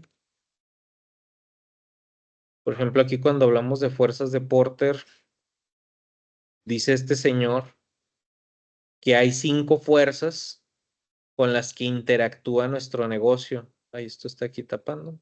Bueno, vamos a ver si lo abrimos, que se ve bien este diagramita. Y hay 5 fuerzas que están en constante interacción y con las que nuestra empresa, nuestra organización se relaciona. Mira, no cargo. Vamos a buscar otro. Por ejemplo, aquí. La rivalidad entre los competidores, y entiéndase rivalidad como, o sea, esta confrontación entre la competencia, esta retroalimentación constante, la amenaza de nuevos entrantes, o sea, competidores nuevos que pueden llegar también a interactuar en este ecosistema, el poder de negociación de los clientes, que eso también es muy importante, cuál es el poder y la capacidad de negociación que tienen los clientes y cuál es el poder de negociación que tienen los proveedores. ¿Cómo podemos entender el poder de negociación de clientes y proveedores como, mm, por ejemplo, si yo tengo una tecnología nueva y soy el único proveedor de esa tecnología nueva, el cliente no tiene poder de negociación. Yo establezco precios, esquema, entregas, formas, porque si lo quieres, pues yo lo entrego así. O sea, yo tengo el poder de negociación, no lo tiene el cliente. Pero yo, a su vez, que soy proveedor, también soy cliente de otro proveedor. Y tal vez, en este caso, yo tengo poder de negociación sobre mis clientes, pero yo sobre mis proveedores no tengo poder de negociación. O viceversa, tal vez sí lo tengo, ¿verdad? A veces el cliente también tiene poder de negociación. ¿Cuándo es cuando hay poder de negociación? Cuando hay competencia, cuando hay muchas opciones. Si hay 10 tiendas que ofrecen corte de cabello en la misma calle, yo tengo el poder de negociación y puedo incluso ir a una u otra y puedo pedir un precio, trato preferencial, beneficios, porque si no me quieres atender como yo cliente necesito, salgo y voy a otro negocio. Entonces, si tú no me quieres atender como te lo estoy exigiendo, me voy y voy a otro lugar. Entonces se establece el poder de negociación en el cliente. Estas son fuerzas que están o sea, constantemente comprimiendo y que nos afectan a todos los competidores del mismo nicho. Y luego la amenaza de productos o servicios sustitutos. O sea, que a lo mejor lo que yo hago ahora pues se puede sustituir con una nueva tecnología o un nuevo competidor entrante, ¿no? Entonces, hay productos sustitutos, que pueden aliviar el dolor o resolver el problema que yo estoy atacando, y que también pues influyen en en el mercado. ¿Qué productos sustitutos? Pues está el caso muy sonado de Kodak, ¿no? En el tema de que ellos dominaban el mercado de la fotografía y todo el material químico para la revelación de las fotos y todo ese show.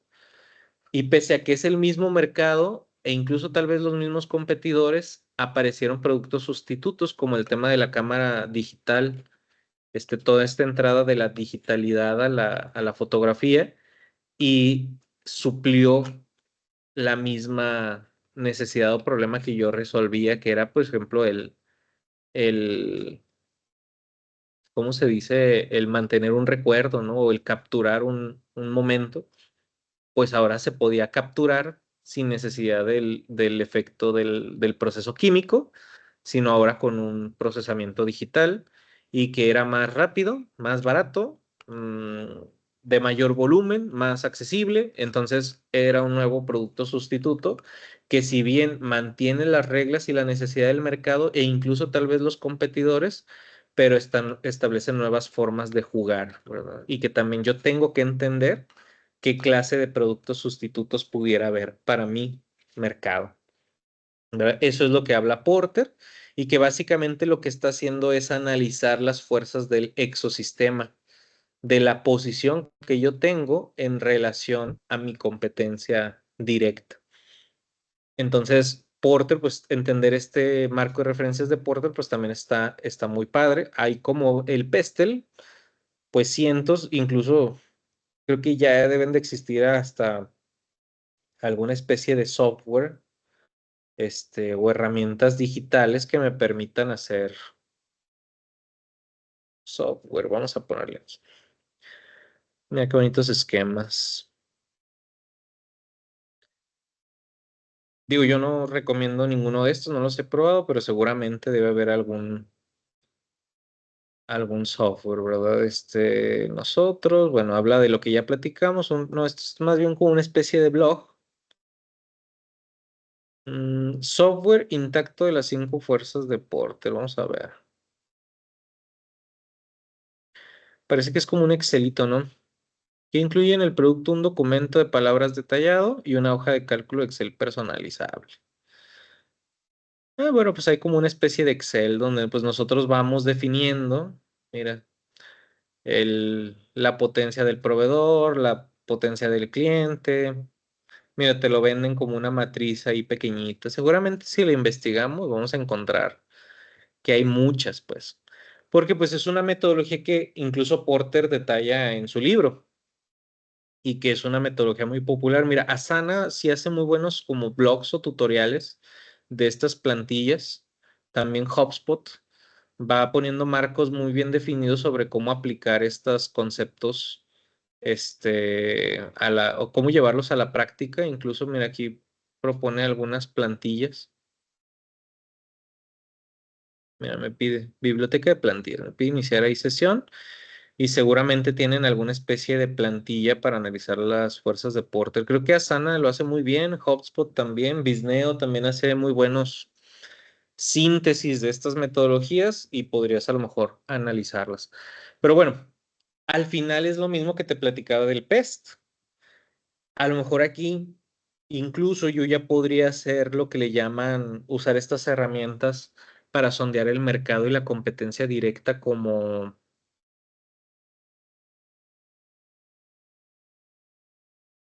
no me parece, si me acuerdo el nombre, Metricool. No, esto es para gestionar redes sociales.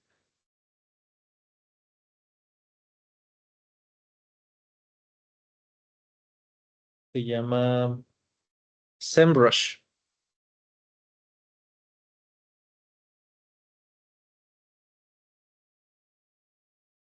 Por ejemplo, esta herramienta, que esta tal vez Ricardo si la pudiera recomendar, este, nos podría permitir tener un análisis de mercado, del posicionamiento, del tráfico digital comercial que hay de una empresa o de un negocio e incluso crear propios análisis en tiempo real, como lo que platicábamos, sobre cómo se está desenvolviendo este mercado. O sea, yo podría agregar mis competidores, podría agregar palabras clave, temas de interés y que el sistema, en este caso SEMrush, me esté dando una estadística en tiempo real sobre cómo están evolucionando, interactuando, promoviendo, publicando, promocionando sus modelos de negocio y de servicio. Muy similar a lo que hablábamos del BI con una macroeconomía o un macrosistema. Acá estamos hablando de un ecosistema que yo puedo configurar y también sondear y tener, me gusta la palabra de un pulso sobre lo que está aconteciendo y obviamente el saber qué es lo que está pasando entre mis competidores, sus clientes, el mercado, los productos sustitutos, las nuevas tecnologías me permite pues ser más ágil en mi proceso de renuncia, que al final vamos a hablar de, o sea, repetir la frase, toda estrategia implica una renuncia, o sea, la manera de adaptación que yo tenga va a estar relacionada a la capacidad de renuncia que yo ejecute. Entonces, esta particular, debe haber otras estrategias como, otras páginas como SEMrush, pero esta es de la que yo he escuchado para bien y que pues nos permite hacer este sondeo, este pulso del mercado, pero creo que ya hay muchas que podríamos utilizar para poder hacer esta construcción. Obviamente, pues está limitada. Yo creo que aquí también es donde entra el tema de la investigación de mercado, pero que se puede potencializar con la inteligencia artificial, porque todo eso me permite entender y sintetizar en un marco conceptual cómo está la dinámica de fuerza, y me gusta hasta la palabra fuerza en la que yo me estoy desenvolviendo, defendiéndome o atacando como un competidor más, ¿no? En ese ecosistema. Y luego para el microsistema, pues tenemos el viejo conocido, que en todos lados súper popular, ¿verdad? El FODA. Que el FODA es para todo, mira, FODA qué es y cómo usarlo. Y hay cientos de videos del FODA. Y yo lo digo con cierto desgano porque a pesar de que creo que es una muy buena herramienta, mira, Sana te digo que como que lidera aquí. Yo creo que o sea, para mal la popularidad de la matriz o del método, lo ha sobresimplificado y lo ha quitado del conjunto en el que se debe utilizar. O sea, el FOD es una parte de un proceso de análisis, no el análisis en sí mismo. Entonces, creo que ahí es donde también todo lo quieren resolver con FODAS. De hecho, yo hace poco mandé a la Canacintra un curso práctico sobre cómo hacer un FODA, y la empresa lo que quería era hacer una planeación estratégica a través de un FODA y quería que hiciera el FODA con los colaboradores. Este, yo al final pues intenté configurar un ejercicio más bien de planeación completo que tuviera como centro el FODA, pero como es lo popular, como que, o sea, es lo que configura, ¿no?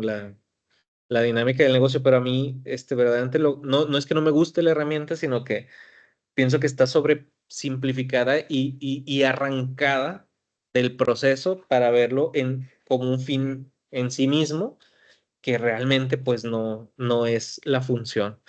¿Y por qué me refiero a eso? Porque como veíamos en el PEST y en el Porter, en el análisis del macro y el mesosistema, pues nosotros podríamos tener una configuración de oportunidades y amenazas que vengan de las conclusiones de hacer ese análisis del entorno. Y esas las puedo yo bajar a mi FODA. Y luego yo, para hacer un análisis de lo interno, que es de lo que sí tiene control de la empresa, pues cómo saco las fortalezas y las debilidades, o sea, de dónde las extraigo y cómo las identifico.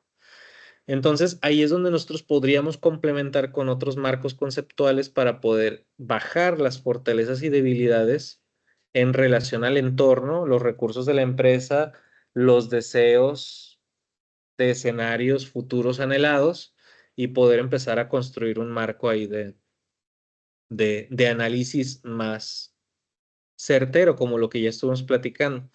Entonces, pues el FODA ayuda a sintetizar las ideas del análisis del micro, principalmente las fortalezas y las debilidades, pero yo creo que necesitamos otra herramienta para poder configurar ese análisis.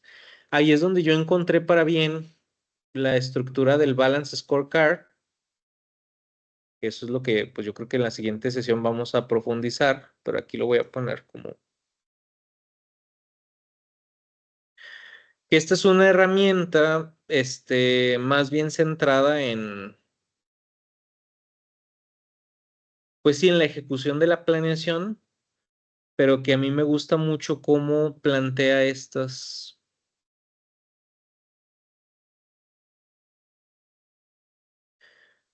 o sea, esta configuración de la estrategia. Bueno, no vamos a hablar del Balance Scorecard en sí mismo, que es como una herramienta de seguimiento para una planeación, con base en objetivos. Yo creo que sería como una especie de fusión entre KPIs, Planner, Project, de manera visual, sintetizado, muy de estas metodologías de calidad, muy japonés, muy de el ciclo de Deming y esas cosas. Pero fuera de todo eso, que tal vez nos pueda ser útil, me gusta la configuración que ellos hacen de los objetivos en un mapa de la estrategia que le llaman. Entonces, ellos dicen que los objetivos se plantean de arriba hacia abajo, entendiendo arriba como lo financiero y abajo la organización y la capacidad, pero se ejecutan desde la organización y la capacidad hacia arriba. Entonces, ellos establecen 4 bloques o dimensiones de la estrategia, como terrenos. Eso me encantó. Y ese marco conceptual a mí me ha ayudado bastante a entender la dinámica organizacional. Si yo llego a una empresa que tiene, no sé, 20 departamentos y luego llego a otra que tiene 3, pues no puedo hacer un ejercicio como lo que veíamos de teoría general de los sistemas en el que yo vaya configurando sistemas en cada uno, sino que necesito un marco conceptual para poder encajar y a partir de ahí hacer un ejercicio rápido de análisis como lo que veíamos con la norma 35 y esta metodología de los planos, ¿no? El plano organizacional, grupal e individual y cómo se van conectando para hacer configuraciones, o diagnósticos mucho más rápidos y acertados. Entonces, en este marco, pues lo podemos, hay muchas formas, de entender estos cuatro terrenos. Si vamos entre un diagrama y otro, vamos a ver diferentes formas de nombrarlos, pero básicamente, pues yo los entendí o los configuré como la parte financiera, la parte comercial, la parte operativa o bueno, o de operaciones de la empresa y la parte de recursos humanos, talento, o que incluso en otros diagramas le llaman el área de innovación, ¿verdad? Que también lo veo bastante acertado. Incluso aquí a la última parte le llaman de aprendizaje y crecimiento, la parte de procesos internos y aquí le hablan la parte del consumidor o la del cliente. Me gusta, mira, este diagrama también lo pone muy ad hoc como esta nueva bibliografía de Learning and Growth, como de aprendizaje, pero la bibliografía más antigua sí la configuraba como área de recursos humanos o incluso de talento. Es que no encuentro algún diagrama aquí viejito, mira, Learning, todavía esto, y pues ahí lo empezamos a configurar. Personal Objectives. Pues si te fijas, hay un sinfín de bibliografía en torno a esto, ¿no? Bueno, me estoy desviando, pero tenemos acá, incluso por ejemplo, aquí tenemos otra configuración que parte del cliente, finanzas, procesos internos y crecimiento y desarrollo. A mí me gusta el marco de lo financiero, o sea, ¿por qué? Porque estamos en un sistema capitalista. O sea, nosotros no debemos olvidar en la cadena de valor, que este es otro diagrama importante, cadena de valor. Incluso creo que pudiera quedarse hasta como de tarea, que pudieras explorarlo.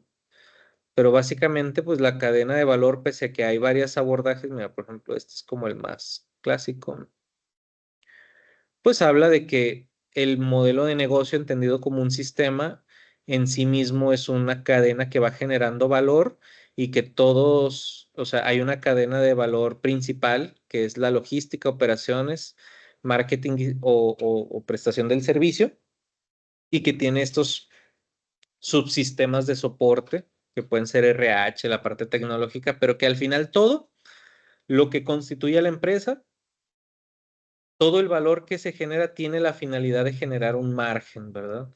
Que el recurso que entra, se multiplique y genere un valor nuevo a partir de este proceso de generación de valor en el que nosotros unimos voluntades y esfuerzos. Eso es lo que todas las empresas buscan, la utilidad, el margen, la rentabilidad. Entonces, no hay que olvidar que pues desde un modelo capitalista las empresas privadas buscan generar beneficios, márgenes. Entonces, yo veo desde ese marco bien entendido pedagógicamente que el primer terreno podría ser el financiero, porque tienes, o sea, la existencia misma del negocio es generar rentabilidad y margen. Entonces, Lo financiero pues tendría que ser el primer objetivo que se podría sintetizar como aumentar los beneficios o disminuir los costos, ¿no? Y a partir de ese marco de referencia conceptual, luego pasar al cliente. O sea, si yo quiero generar mayores beneficios, vamos a subir aquí el que, creo que ya habíamos encontrado uno bueno. ¿Quién sabe dónde lo dejé? Ah, este de acá.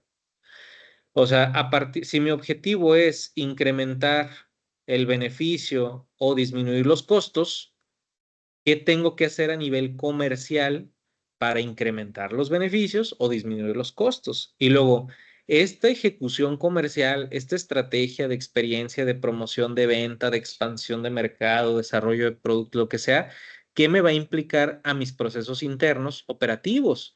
Maquinaria, logística, transporte, infraestructura, tecnología, calidad, operaciones, todo eso. Entonces, establecemos objetivos operativos sujetos a los objetivos comerciales que a su vez tienen como finalidad los objetivos financieros. Y pues para manejar toda esta infraestructura de procesos internos, ¿qué nivel de aprendizaje, personas, capacidad necesito, ¿verdad? Y ahí es donde entra el tema de recursos humanos. O sea, ¿cuántas personas necesito para operar las máquinas necesarias para atender la demanda comercial que me permita generar este nivel de ingresos? Poniéndolo como un ejemplo. O sea, o qué áreas, puestos, procesos tengo que disminuir o optimizar con aprendizaje y tecnología para poder hacer más eficiente el proceso y disminuir la necesidad de maquinaria, infraestructura, consumos, para poder dar la misma experiencia comercial demandada por el cliente, pero disminuyendo los costos y aumentando el beneficio. Entonces, este marco de referencia me parece muy acertado, o sea, estos 4 puntos, obviamente entendiéndolo desde una lógica capitalista. Y es donde ahí podemos configurar entonces un FODA, porque entonces ya cuando analicé el subsistema financiero de la empresa, subsistema comercial, subsistema operativo y subsistema de recursos humanos, yo puedo identificar fortalezas en cada uno de esos subsistemas y puedo identificar debilidades en cada uno de esos subsistemas y a partir de eso construir un FODA completo donde yo ya tengo la percepción externa y la percepción interna, partiendo de un mismo marco teórico. Y bueno, ahí ya tendríamos un FODA y luego ya del FODA viene el ejercicio ahora sí de planeación, porque todo esto más bien se le denomina en planeación estratégica como análisis situacional. Un análisis que va de lo macro a lo micro y que yo al menos propongo complementar con estos 4 territorios que creo que se aplican pues a la mayoría de las empresas y que por eso el Balance Scorecard como herramienta de medición pues ha sido tan popular, ¿no? Y bueno, ya que haces el análisis, yo le digo a los pacientes, ya que te diste cuenta de dónde estás y lo que tienes que hacer, pues vienen las renuncias. Y las renuncias las podríamos nosotros, materializar a través de la planeación. Y ahí es donde entra el ejercicio de planeación. Si te fijas, todavía no entramos a la planeación, todavía estamos en el análisis. Pero bueno, ¿cómo ves, Amelia? Me fui de lleno con estas herramientas. ¿Qué te parece? ¿Las conocías? Sí, sí conocía la del, bueno, las tres, las vi muy encima en la escuela y el Balance Scorecard lo había visto en una empresa. Y sí Ok. está padre porque te lo enseñan en la inducción y te das cuenta cómo funciona pues el sistema, ¿no? Que es importante para poder pues Tomar conocer, decisiones.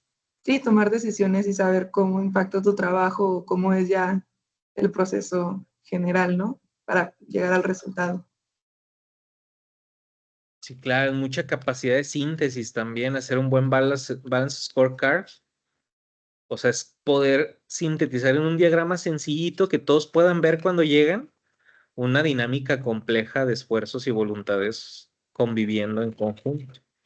Me da gusto que ya conozco estas herramientas, te digo, ya están en la industria, ya están en las empresas, se usan, pero a lo mejor aquí el reto a nivel de tu competencia como, digamos, como diagnasta eh, en esta área, pues sería poderlas ver de manera panorámica y adaptar a a cada objeto de análisis, ¿no? Que puede ser un departamento en sí mismo o una empresa o un sector completo.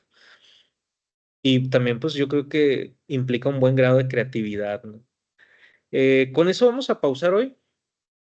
O sea, más o menos fueron pues casi las 2 horas. Mm, o sea, me gustaría que pudieras, del cliente que estamos revisando, hacer el PEST, el Porter y el FODA. Investiga, busca en Asana o alguna plantilla que te dé a ti un buen marco de entendimiento. Y ahí en el bloc de notas, en el OneNote, en la pestaña del cliente, vamos a poner PEST, que podría ser una síntesis de las cosas que ya investigaste.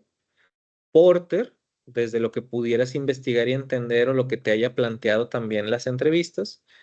Y FODA desde este marco conceptual de 4 puntos, que sería financiero, comercial, operativo y de recursos humanos. Y haz tu síntesis. Aquí lo que quisiera que concluyeras es dónde está posicionada la empresa en relación a este marco de referencia. O sea, cuál es el macroentorno, cómo se presenta esto en oportunidades, en amenazas, en fortalezas y debilidades. Entonces, al final del día, digamos, consecuencia de este ejercicio, lo que me entregaría sería un FODA, ¿verdad? Volvemos como a lo básico, ¿no? Pero un FODA sintetizado. Yo necesitaría que el FODA tuviera números, enúncialos, ¿no? Fortaleza 1, fortaleza 2, fortaleza 3, fortaleza 4. Trata de sintetizarlos en enunciados concretos, no en párrafos, sino en enunciados, ¿no? Fuerza 1, fuerza 2, fuerza 3, amenaza 1, amenaza 2, debilidad 1, debilidad 2. Y si quieres, para fines visuales, a cada fortaleza, debilidad, amenaza, oportunidad, dale una naturaleza. O sea, esta es una fortaleza financiera, pues puede ser verde. A lo mejor esta es una fortaleza comercial, pues puede ser amarilla o naranja. Yo por ahí había propuesto un marco ya de paleta de colores para que visualmente, como lo hicimos en el diseño organizacional, este, creo que ayuda a que visualmente el FODA entendamos desde dónde estamos partiendo para entender estas amenazas, fortalezas, debilidades, y oportunidades. Entonces, yo creo que ese sería el trabajo, hacer el análisis situacional concluido en un FODA. Y pues con eso terminaríamos esta sesión y nos coordinamos para dar seguimiento, porque ahora luego pues, posteriormente seguiría cómo empezar a configurar la estrategia. Y pues ahí hay un montón de cosas muy interesantes. Aquí pues estas presentaciones, luego vamos a ir viendo qué hacer con el FODA y eso, pero por lo pronto vamos a dejar hasta aquí, hasta el análisis situacional. ¿Cómo ves? ¿Dudas? No, lo del análisis, como para cuándo sería.